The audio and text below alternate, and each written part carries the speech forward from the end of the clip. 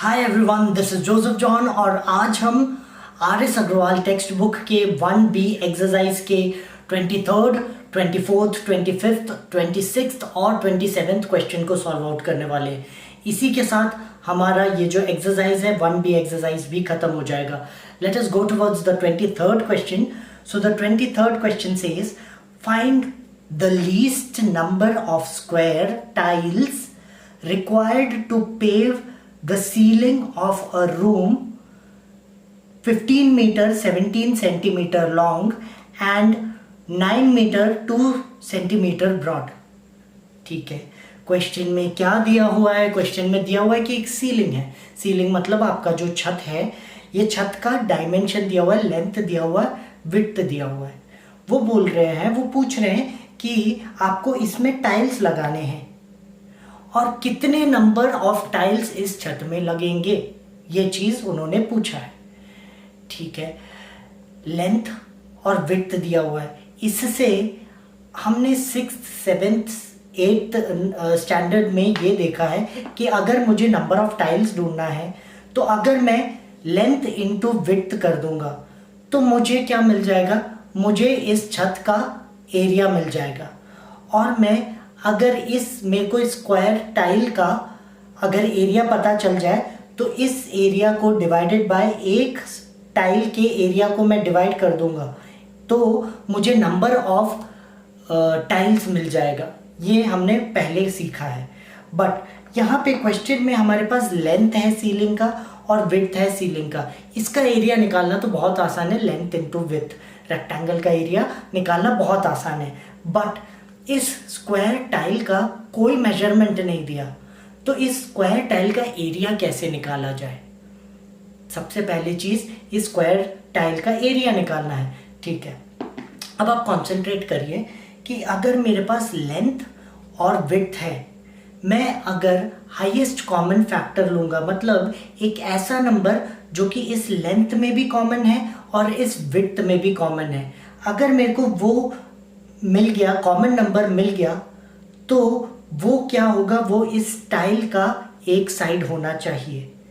ठीक है, अगर इस टाइल का मेरे को एक साइड मिल गया तो वो इस पूरे छत के विड्थ को भी कवर करेगा, है ना। एक टाइल मैंने इस तरफ लगा दिया और जैसे इसके बगल में मैं दूसरा टाइल लगा दूंगा तो इस पूरे विड्थ को कवर करेगा वो, क्योंकि कॉमन है। ये जो इसका एक साइड है वो कॉमन है। और वही साइड जब मैं ऊपर की तरफ लगाऊंगा तब भी ऊपर का ये जो लेंथ है, लेंथ को भी बिल्कुल एंड तक जाकर वो कवर करेगा, क्योंकि इसका ये जो साइड है वो भी कॉमन है। किसमें? इस लेंथ में कॉमन है। ठीक है, तो इसलिए मैं सबसे पहले HCF हाईएस्ट कॉमन फैक्टर निकाल लेता हूं, जिससे कि मेरे को इस टाइल का एक साइड मिल जाएगा। इस टाइल का एक साइड मिलना मतलब इसका एरिया मिल जाना। क्यों? क्योंकि स्क्वायर है। स्क्वायर का एरिया क्या होता है? ए स्क्वायर, या तो साइड का स्क्वायर। तो साइड हमें अगर मिल जाए तो मैं साइड का स्क्वायर कर दूंगा, मतलब साइड इंटू साइड कर दूंगा, तो मुझे इस टाइल का एरिया मिल जाएगा। और जैसे ही मेरे को इस टाइल का एरिया मिला, मैंने क्या किया? इस पूरे एरिया को इस टाइल के एरिया से डिवाइड कर दिया, तो मेरे को नंबर ऑफ टाइल्स मिल जाएगा। ठीक है, तो अब हम प्रोसेस चालू करते हैं। हम सबसे पहले इस टाइल के एक साइड को ढूंढते हैं HCF से। HCF तो निकालना है हमें, ये चीज पता चल गया। बट यहाँ पे 15 मीटर 17 सेंटीमीटर दिया हुआ है, मीटर और सेंटीमीटर। अब मैं इन दोनों नंबर को सेंटीमीटर्स में कन्वर्ट कर दूं। 15 मीटर को मैं क्या बोल सकता हूँ? 1500 सेंटीमीटर भी बोल सकता हूँ। 1500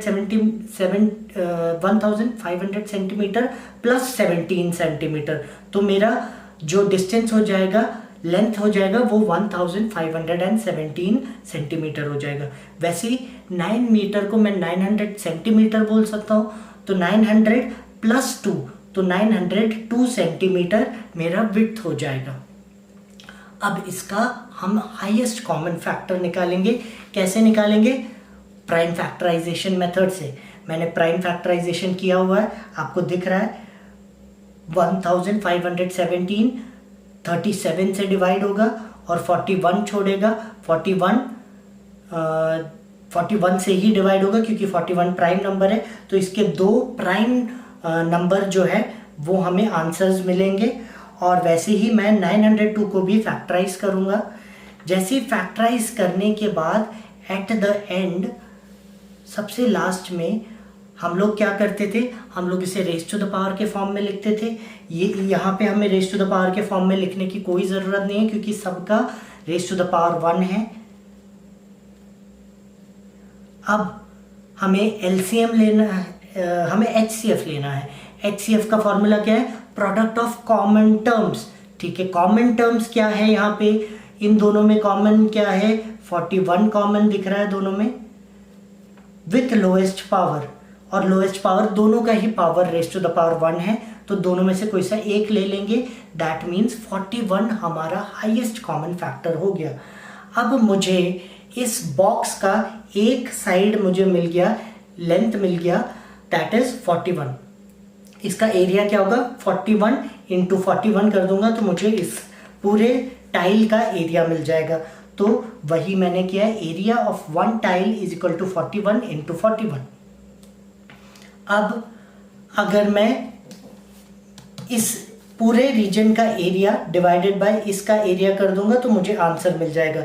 इस पूरे रीजन का एरिया क्या होगा, 1517 जो कि लेंथ है, इंटू 902 जो कि विड्थ है, डिवाइडेड बाय 41 इंटू 41।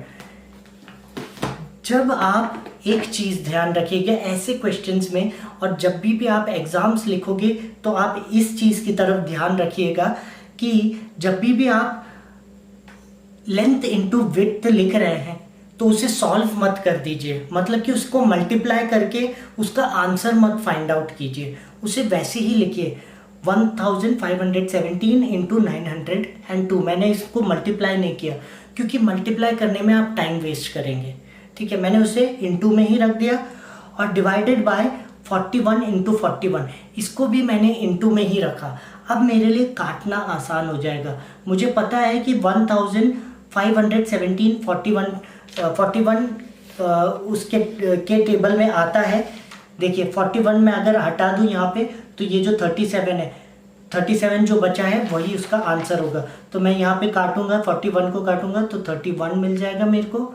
और वैसे ही मैं 902 को, यहाँ पे मैंने 902 है, तो मैंने अगर इसमें से 41 हटा दिया तो 11 2 22 हो गया। तो यहाँ पे काटना मेरे लिए बहुत आसान हो जाएगा। मैं 41 से काटूंगा तो यहाँ पे 22 हो जाएगा, फिर इसको मल्टीप्लाई कर देंगे तो हमें आंसर मिल जाएगा। तो हम मल्टीप्लाई करेंगे तो एट लास्ट हमें आंसर मिलेगा 814। तो कितने टाइल्स यूज करने पड़ेंगे, 814 टाइल्स यूज करने पड़ेंगे ताकि इस छत को, इस सीलिंग को हम प्रॉपरली कवर कर सके, कंप्लीटली टाइल से कवर कर सके। Now let us go towards the next question, 24th question. 24th question says 3 measuring rods are 64 centimeter, 80 centimeter and 96 centimeter in length.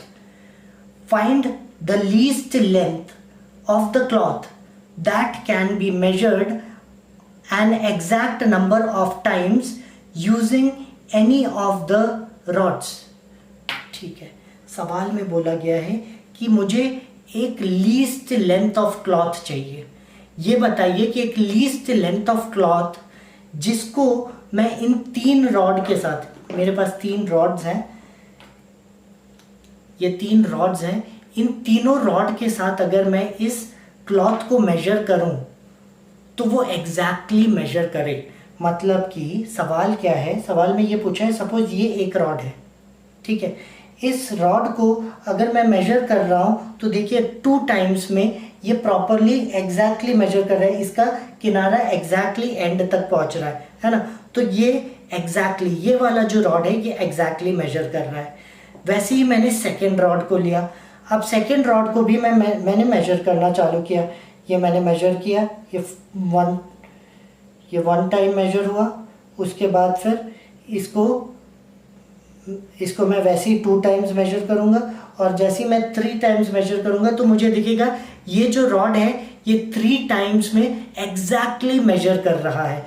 और वैसे ही मैं ये जो छोटा रॉड है इसको भी अगर मैं मेजर करने की कोशिश करूँगा तो ये मेरा फर्स्ट लेंथ हो गया, ये मेरा सेकंड लेंथ हो गया, यहाँ से मेरा थर्ड लेंथ हो गया, और यहाँ से जैसे ही मैं फोर्थ लेंथ लूँगा तो वो बिल्कुल एग्जैक्टली मेजर कर रहा है। तो वो बोल रहे हैं कि ऐसा मेजरमेंट, ये तीनों चीज़ों का मेजरमेंट दिया हुआ है, वो बोल रहे हैं क्लॉथ का वो मैक्सिमम मेजरमेंट बताइए जिसको आप कंप्लीटली एग्जैक्टली तीनों रॉड से मेजर कर सकते हैं। ठीक है, तो ये चीज़ पूछा गया हुआ है। अब इससे क्या समझ में आ रहा है कि ये जो भी हमारे पास 3 रॉड्स थे, ये तीनों रॉड से बड़ा नंबर हमें ढूंढना है, बड़ा नंबर हमें ढूंढना है। ये जो रॉड था इसके 2 टाइम्स था, तभी जाकर मैं इस शीट को मेजर कर पाया। तो हमें बड़ा नंबर ढूंढना है, मतलब हमें क्या ढूंढना पड़ेगा, लीस्ट कॉमन फैक्टर एलसीएम ढूंढना पड़ेगा। ये चीज़ मैंने आपको पहले ही सिखाया हुआ है। तो हम लोग क्या ढूंढेंगे, हम लोग एलसीएम ढूंढेंगे। ठीक है, हमें क्वेश्चन में क्या क्या दिया हुआ है, लेंथ दिए हुए हैं, 3 लेंथ दिए हुए, 64, 80 और 96। तो ठीक है, हम मानते हैं कि ये जो हमारा रॉड है ये 96 सेंटीमीटर का है, ये जो सेकेंड रॉड है ये 80 सेंटीमीटर का है, और ये जो थर्ड रॉड है ये 64 सेंटीमीटर का है। फाइंड द लीस्ट, ओके, ये अब हम आते हैं यहाँ पे, length of cloth that can be measured an exact number of times is the LCM of, इन तीनों का एग्जैक्ट नंबर ढूंढने के लिए कि इन तीनों को एग्जैक्टली यूज करके एग्जैक्टली इस लेंथ को अगर मेजर करना है तो it would be the LCM. मैंने आपको पहले ही बता दिया। तो हम क्या करेंगे, हम प्राइम फैक्टराइजेशन लेंगे तीनों नंबर का, 64, 80 और 96 का हम प्राइम फैक्टराइजेशन लेंगे। प्राइम फैक्टराइजेशन लेकर फिर हम उसे इनटू फॉर्म में लिख देंगे। जो भी हमारे आंसर्स आए हैं उन सारे आंसर्स को हम इनटू फॉर्म में लिख देंगे। लिखने के बाद हम इसे रेज़ टू द पावर के फॉर्म में लिख देंगे। फिर हमारे एलसीएम का फॉर्मूला क्या होता है, एलसीएम का फॉर्मूला क्या है, हमें याद है, product of prime factors with highest power. यहाँ पे हम चेकआउट करेंगे कि प्राइम फैक्टर्स क्या है, जितने भी हैं सारे के सारे प्राइम हैं। इसमें से 2 3 में कॉमन है, और 2 में सबसे हाईएस्ट पावर कौन सा है, 2 रेज़ टू द पावर 6। तो मैंने 2 रेज़ टू द पावर 6 को लिख दिया हाईएस्ट पावर वाले को। 3 में रेज़ टू द पावर 1 एक ही है, 3 ही है, तो 3 को भी मैं सेलेक्ट कर लूँगा। और उसके बाद 5 एक प्राइम नंबर है, 5 को भी मैं सेलेक्ट कर लूँगा। तो ये अगर जब मैं मल्टीप्लाई करूँगा तो मेरा आंसर 960 आएगा। 960 शुड बी द लेंथ। ये जो क्लॉथ है, ये क्लॉथ का लेंथ क्या होना चाहिए, 960 होना चाहिए, ताकि आप इन तीनों रॉड को एग्जैक्टली इस क्लॉथ से मेजर कर सको। Now let us go towards the next question, that is the 25th question. So the 25th question says, an electronic device makes a beep after every 60 seconds. Another device makes a beep after every 62 seconds. They beeped together at 10 a.m. At what time will they beep together? Okay, ठीक है। अब यहाँ पे ये चीज़ दिया गया है कि 2 इलेक्ट्रॉनिक डिवाइसेस है। ठीक है, 2 इलेक्ट्रॉनिक डिवाइसेस है, इसमें से दोनों 10 बजे बीप किया, दोनों ने 10 बजे कुछ बीपिंग साउंड किया। I'll come towards it, beep करके ही अपन चालू करते हैं, है ना। ठीक है, ये दो है, दोनों ने, इसका साउंड अलग है, इसका साउंड अलग है, तो दोनों एक साथ दोनों ने सबसे पहले 10 बजे बीप किया। उसके बाद ये बताया जा रहा है कि एक डिवाइस कितने सेकेंड्स के बाद, 60 सेकेंड्स, यस एग्जैक्ट, 60 सेकेंड्स के बाद ये जो एक डिवाइस है ये बीप करता है, और 62 सेकेंड्स के बाद ये वाला डिवाइस बीप करता है। अब दोनों अलग अलग टाइम पे बीप करना चालू करेंगे। ये हर 60 सेकेंड में ये बीप करेगा और हर 62 सेकेंड में ये बीप करना चालू करेगा। ठीक है, makes a beep. They beep together at 10 AM. At what time will they beep together again? Okay, अब ये पूछ रहे हैं कि वापस से ऐसी बीप करते करते, ये 60 सेकेंड में, ये 62, फिर ये 60, ये 62, चार पहले 2 सेकेंड, फिर 4 सेकेंड, ऐसे करते करते एक टाइम ऐसा आएगा जब ये वापस से दोनों एक साथ बीप करेंगे। तो ये पूछ रहे हैं कि वो क्या टाइम होगा जब ये दोनों वापस से एग्जैक्टली जाकर एक साथ बीप करेंगे, वो टाइम कौन सा टाइम होगा 10 बजने के बाद, ये पूछ रहे हैं। चलो ठीक है, इसको समझते हैं अपन। पहली चीज, आप ये चीज समझिए कि अगर हम लोग बड़े नंबर को ले रहे हैं, देखिए ये दोनों टाइमिंग 60 सेकेंड्स है और एक 62 सेकेंड्स है, जो टाइमिंग होगा वो कहीं ज़्यादा होगा, कम से कम लगभग 200 सेकेंड, 300 सेकेंड या तो 400 सेकेंड के बाद कहीं पे जाकर ये दोनों जो साउंड है दोनों का एक साथ बीप करेगा। मतलब कि हमें बड़ा नंबर ढूंढना है, तो ऑटोमेटिकली क्या करना है, हमें इन दोनों नंबर का एलसीएम निकालना है। जैसे ही हम एलसीएम निकालेंगे तो हमें वो टाइम मिल जाएगा जब वो जाकर बीप करेगा। चलो देखते हैं अपन। सबसे पहले मैंने यहाँ पे आपको सॉल्व करके रखा हुआ है, आप पूरा रीड कर सकते हैं। Beep duration of first device 60 second, एक जो पहला डिवाइस था उसका 60 सेकेंड्स था, पहले डिवाइस का 60 सेकेंड था। Beep duration of the second device is 62 second, और जो सेकेंड डिवाइस था उसका 62 सेकेंड्स में बीप कर रहा था। The interval of beeping together, दोनों एक इंटरवल, एक पर्टिकुलर इंटरवल के बाद, मैं यहाँ पे इंटरवल ही निकाल सकता हूँ, मतलब इन दोनों के बीच का टाइम निकाल सकता हूँ। तो वो टाइम इंटरवल एलसीएम से मिलेगा, और एलसीएम हमें पता है कैसे निकालते हैं। हम पहले प्राइम फैक्टराइजेशन करेंगे दोनों नंबर का। प्राइम फैक्टराइजेशन करने के बाद हम इसे मल्टीप्लिकेशन फॉर्म में लिखेंगे। फिर एलसीएम का फॉर्मूला हमें पता है, product of prime factors with highest power. Prime factors देखिए, इनमें प्राइम सारे ही प्राइम है। 2 में से हाईएस्ट पावर एक 2⁻1 है, एक 2⁻2 है, तो हाईएस्ट 2⁻2 हो जाएगा। मैंने 2⁻2 को सेलेक्ट कर लिया। 3 में 3⁻1 एकमात्र एक नंबर है, तो मैंने 3 को भी सेलेक्ट कर लिया। 5 को सेलेक्ट कर लिया क्योंकि 5 भी एकमात्र एक नंबर है, और 31 वो भी एक प्राइम नंबर है, तो उसको भी सेलेक्ट कर लिया। इनको जैसे ही मैं मल्टीप्लाई करूंगा 1860 सेकेंड्स मुझे मिला। अब 10 बजे बीप करा था, 1860 सेकेंड्स के बाद अब ये दोनों डिवाइस जाकर एक साथ बीप करेंगे। ये चीज़ हमें समझ में आ गया, बट हमसे टाइम पूछा हुआ है, हम 1860 सेकेंड्स तो बता नहीं सकते। अब इसे हमें क्या किस में कन्वर्ट करना पड़ेगा, हमें इसे मिनट में कन्वर्ट करना पड़ेगा। मिनट में कन्वर्ट करने के लिए हम क्या करेंगे, सेकेंड्स में है, मिनट में कन्वर्ट करने के लिए हम डिवाइडेड बाय 60 कर देंगे, तो हमें आंसर मिलेगा 31 मिनट्स। 31 मिनट्स के बाद ये वापस से बीप करेगा, मतलब 10:31 को वापस से ये दोनों एक साथ बीप करेंगे। So the next time they will beep at 10:31 AM. So we have completed the 25th question. Let us go towards the 26th question. So the 26th question says, the traffic lights at 3 different roads crossing changes after every 48 seconds, 72 seconds and 108 seconds respectively. If they all change simultaneously at 8 AM, then at what time will they again change simultaneously? ठीक है, अब इसको समझते हैं। हमारे पास 3 light है, ठीक है।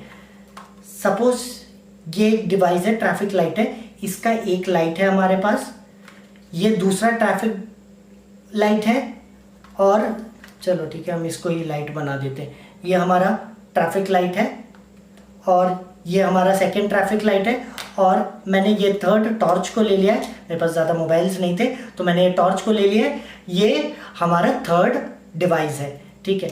अब ये क्या बोल रहे हैं, ये बोल रहे हैं दैट एक जो है सबसे पहला जो है ये 48 सेकेंड्स के बाद ये लाइट ऑन करेगा। ये जो दूसरा है ये लाइट 72 सेकेंड्स के बाद ऑन करेगा, और ये जो तीसरा डिवाइस है ये 108 सेकेंड्स के बाद लाइट ऑन होगा। और ऐसे ही ये हर 48 सेकेंड्स के बाद ये जलना चालू होगा, ये हर 72 सेकेंड्स में जलना चालू होगा, और ये 108 सेकेंड्स के बाद चलना चालू होगा। ये तीनों बताया जा रहा है कि 8 बजे simultaneously what are they saying? They started, if they all change simultaneously at 8 o'clock, 8 o'clock को इन लोगों ने चेंज करना चालू हुआ, मतलब कि 8 o'clock को 7 में बजे थे और उसके बाद फिर 8 o'clock के बाद से ये लोग चेंज करना चालू हो गए, मतलब ये अब अलग टाइम पे बज रहा है, ये अलग टाइम पे और ये अलग टाइम पे जलना चालू हो गया है। तो then at what time will they change again simultaneously, ये तीनों साइमल्टेनियसली एक साथ कब वापस से एक साथ जलेंगे, ये चीज़ बताने के लिए। तो पिछला जो क्वेश्चन था बिल्कुल उसके तरह सेम उसी की तरह है, समझ पा रहे हैं? तो हम बिल्कुल वैसे ही करेंगे। क्या निकालना है, टाइम, ज़्यादा बड़ा टाइम निकालना है हमें, है ना। एक बहुत लंबे टाइम के बाद फिर ये तीनों एक साथ लाइट जलेंगे, तो हमें क्या करना है, हमें एलसीएम निकालना है, ये पता चल गया। हम लोग निकालते हैं, एलसीएम निकालते हैं। The time interval after which the light will change simultaneously would be the LCM of these 3 numbers. अब हमें तीनों का फैक्टराइजेशन करना है। तीनों का फैक्टराइजेशन मैंने सारे जो फैक्टराइजेशन है वो करके रखे हुए, सॉल्व कर दिया है। आप वीडियो को पॉज करके पूरे नंबर्स को और कैलकुलेशंस को चेक कर सकते हैं। मैंने आपको मेथड सिखा दिया है कि कैसे फैक्टराइज करते हैं। फिर मैंने जो टर्म्स थे उसको मल्टीप्लिकेशन फॉर्म में लिख दिया है, उसके बाद उसको रेज़ टू द पावर के फॉर्म में लिख दिया है। सारे चीज़ें मैंने आपको पहले ही सिखाया हुआ है। अब हमें एलसीएम निकालना है। तो एलसीएम निकालने के लिए product of prime number with highest power, prime number ये 2 एक प्राइम नंबर है और तीनों में कॉमन है, तो इसमें भी हाईएस्ट पावर ढूंढना है हमें। तो 2 raise to the power 4 highest है, मैंने उसको सेलेक्ट कर लिया। 3 भी तीनों में कॉमन है और 3 raise to the power 3 highest power है, तो मैंने 3 रेज़ टू द पावर 3 को भी सेलेक्ट कर लिया। तो इसको जैसे ही सॉल्व करेंगे तो हमारा आंसर आएगा 432।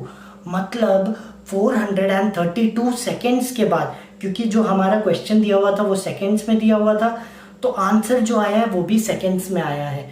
तो 432 सेकेंड्स के बाद ये तीनों लाइट एक साथ जलेंगे, ये तो हमें पता चल गया, बट ये एग्जैक्ट टाइम तो बता नहीं रहा है।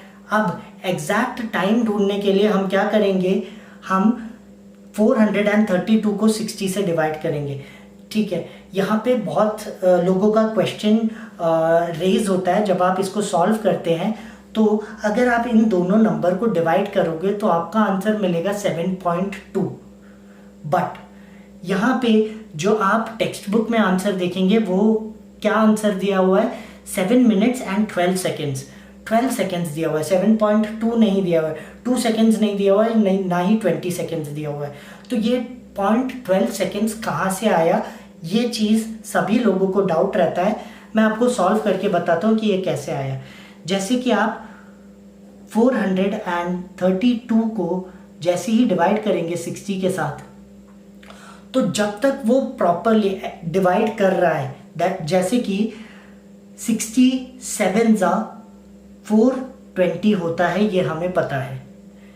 तो मैंने डिवाइड कर दिया, जैसे ही मैं माइनस करूँगा तो मुझे मिलेगा यहाँ पे 12, रिमाइंडर 12 मिलेगा। तो 7 मिनट मुझे यहाँ से मिल जाएगा, क्योंकि 67 टाइम्स उसने एग्जैक्टली 60 कवर कर लिया। 60 सेकेंड 60 सेकेंड 67 सेकेंड्स करते करते 7 बार 60 सेकेंड्स तो कवर हो चुके, तो 7 मिनट्स मुझे यहाँ से मिल गया। और जो रिमाइंडर है दैट इज 12, ये जो रिमाइंडर 12 होगा वो उसके मिनट्स को बताएगा, सेकंड्स को बताएगा। तो 7 minutes 12 seconds, able to understand now. तो 7 minutes 12 seconds के बाद ये जो लाइट्स है, तीनों लाइट्स है, ये वापस से सेम टाइम पे ब्लिंक करेंगी। तो हमें ये पता था कि 8 बजे क्या हुआ था, 8 बजे ये एक साथ साइमल्टेनियसली चेंज हुए थे। तो अब 7 मिनट, उसके 8 बजे के बाद 7 मिनट और 12 सेकेंड्स के बाद, तो इतने टाइम पे आपका ये जो बेल है, ये जो लाइट है, ये वापस से जलेगा। तो टाइम को आप ऐसे लिखेंगे तो आपका आंसर आ गया। टाइम को अगर लिखने का दूसरा भी फॉर्मेट अगर देखा जाए तो आप ऐसे भी लिख सकते हैं 0807:12, तो आप इस फॉर्मेट में भी लिख सकते हैं। So this is your time. अब हम 27th क्वेश्चन की तरफ जाते हैं।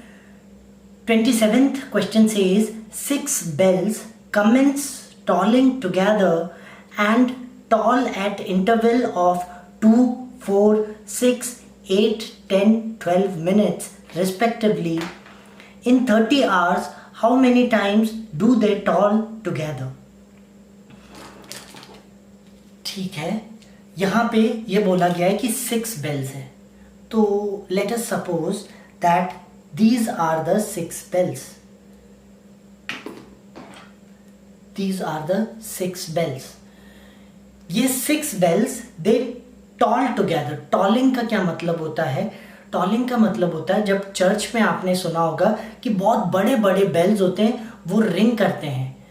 वो रिंग जब भी डेथ बेल्स होता है, जब भी कोई इंसान मर जाता है, चर्च का कोई मेंबर मर जाता है, तब ये बेल्स रिंग करते हैं, तो उसे टॉलिंग कहते हैं। तो वैसे ही यहाँ पे ये बताया कि 6 बेल्स हैं और ये 6 बेल्स 2 मिनट के इंटरवल के बाद ये बेल रिंग करेगा, 4 मिनट के इंटरवल के बाद ये वाला, 6 मिनट के इंटरवल के बाद ये वाला, ऐसे ही 8, 10, 12 मिनट्स के बाद ये रिंग करना चालू होंगे। ये सारे रिंग करते जाएंगे और ये पूछ रहे हैं ये लोग कि 30 आवर्स, 30 घंटे में ये जो 6 बेल है, अगर इसको 30 घंटे तक हम बेल को रिंग करने दें तो कितनी बार एक साथ ये सारे के सारे जो बेल्स हैं, ये एक साथ कितनी बार इस 30 आवर्स में ये रिंग करेंगे, ये पूछ रहे हैं। ठीक है, हम देखते हैं, क्वेश्चन को देखते हैं। सबसे पहली चीज़, हमने ये जो सम है इसी की तरह बाकी दो जो इसके पहले सम्स किए थे वो इसी की तरह सॉल्व किया था। उसमें हमने क्या किया था, हमें एक बड़ा नंबर चाहिए। हमें छोटे नंबर्स दिए हैं कि 2 मिनट, 4 मिनट और इसके बाद ये रिंग कर रहे हैं या तो साउंड कर रहे हैं, बट एक पर्टिकुलर टाइम के बाद ये सारे एक साथ मिलकर रिंग करेंगे, वो टाइम बड़ा टाइम है। तो हमें एलसीएम निकालना है, ये चीज़ समझ में आ गया। ठीक है, अब हमें एक बार अगर ये पता चल गया कि इस टाइम के बाद ये एक बार एक साथ मिलते हैं, तो हम 30 से अगर वो टाइम को हम डिवाइड कर देंगे तो हमें ये पता चल जाएगा कि नंबर ऑफ टाइम्स ये कितने नंबर ऑफ टाइम्स ये रिंग करते हैं। ठीक है, हम क्वेश्चन की तरफ जाते हैं, will understand it. So the question says, अब हमें ये पता चल गया कि हमें सबसे पहले तो एलसीएम ढूंढना है। एलसीएम ढूंढ के हम जो है ये पता करेंगे कि ये सारे के सारे पहली बार कब एक साथ मिलकर रिंग करते हैं। ठीक है, तो मैंने एलसीएम निकाल दिया है, मैंने पूरा फैक्टराइजेशन कर दिया है, फैक्टराइजेशन मेथड मैंने आपको सिखा दिया है, पूरे कैलकुलेशंस मैंने यहाँ पे करके रखे हुए हैं, आप वीडियो पॉज करके देख सकते हैं। फिर मैंने यहाँ पे उसको इनटू के फॉर्म में लिख दिया और फिर मैंने रेज टू द पावर के फॉर्म में लिख दिया है सारी चीज़ों को। एलसीएम का मतलब होता है, मीनिंग जो फॉर्मूला होता है वो ये होता है, product of prime factors with highest power. ठीक है, प्राइम 2 एक प्राइम नंबर है और इसका हाईएस्ट पावर कौन सा है, 2 रेज टू द पावर 3। तो मैंने 2 रेज टू द पावर 3 को सेलेक्ट कर लिया। 3 है, 3 रेज टू द पावर 1 2 बार है, दोनों में से हम कोई सा एक ले लेंगे क्योंकि हाईएस्ट पावर दोनों में से एक ही है, सेम है। और उसके बाद 5 है, उसका भी रेज़ टू द पावर 1 एक ही नंबर है, तो हम उसको भी सेलेक्ट कर लेंगे और इनको जब हम मल्टीप्लाई करेंगे तो हमारा आंसर आएगा 120। ये तो हमें क्या मिला 120 मिनट्स के बाद, मतलब 120 मिनट्स मतलब 2 घंटे के बाद ये सारे के सारे जितने भी 6 बेल है ये सब आकर एक साथ रिंग करेंगे 2 घंटे के बाद। तो मुझे ये बताइए 30 घंटे में कितनी बार रिंग करेंगे? 30 घंटे में 15 बार, 30 डिवाइडेड बाय 2 ये रिंग करेंगे। बट एक और चीज याद रखना है कि सबसे पहले जब ये रिंग करना चालू हुए थे तभी भी ये एक साथ रिंग करने के बाद 15 बार ये जो बेल्स हैं ये एक साथ रिंग कर रहा है। तो 15 बार तो हमें मिल गया और हमें एक किसको ऐड करना है, जो सबसे पहले जब ये रिंग किया था और उसके बाद ही सेकेंड स्टेप की तरफ गए थे। तो 15 तो हमें यहाँ के कैलकुलेशन से मिल गया और जो फर्स्ट रिंगिंग था उस फर्स्ट रिंगिंग को भी ऐड कर देंगे तो 16। तो हम यहाँ पे कैलकुलेशन लिख देते हैं, कैलकुलेशन देखते हैं। So the required number is 30 hours में हमें कितने बार रिंग होगा, 30 डिवाइडेड बाय 2 आवर्स, क्योंकि ये 120 मिनट्स है, 120 मिनट्स को मैं डिवाइडेड बाय 60 कर दूंगा तो मुझे आवर्स मिल जाएगा, 2 आवर्स मिल जाएगा। तो मैंने 2 आवर्स से डिवाइड कर दिया तो मुझे 50 मिल जाएगा और एक जो सबसे पहली बार जो रिंग किया था उसको मैं ऐड कर दूंगा तो मुझे 16 मिल जाएगा।